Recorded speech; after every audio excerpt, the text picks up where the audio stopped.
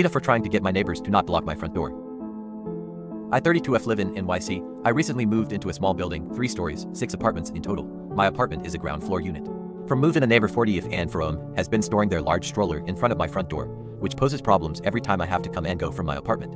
It is also against fire code and explicitly forbidden in the building's leases. The stroller is there every day, unless their kid 3M decides he doesn't want to walk. One day when I heard them leaving it there, I introduced myself and politely said them leaving their stroller there was causing me issues and it is against the city's fire code and asked them to no longer keep their stroller in front of my front door. The 40F neighbor gave me excuses that they live on the 3rd floor, but the 40 meters neighbor straight up raised his voice at me while I was holding my infant daughter. The woman said as a compromise she'd fold the stroller when leaving it front of my door. As time went on, the stroller was never folded up and continued to block my door. As it is against fire code and explicitly forbidden in the lease, I decided to reach out to property management for help resolving this issue. I just want to be able to safely come and go from my apartment. The day the property management enforced this on these neighbors, the 40F neighbor rang my doorbell and proceeded to refuse to speak to me and called her mother. Her mother then berated me on speakerphone and said I should have spoken to them first, ignoring me when I said I did. She then kind of threatened me saying I complained about the wrong people. I was stunned and couldn't believe this was happening. All I could muster was insisting it is against fire code and no one gets to break fire code.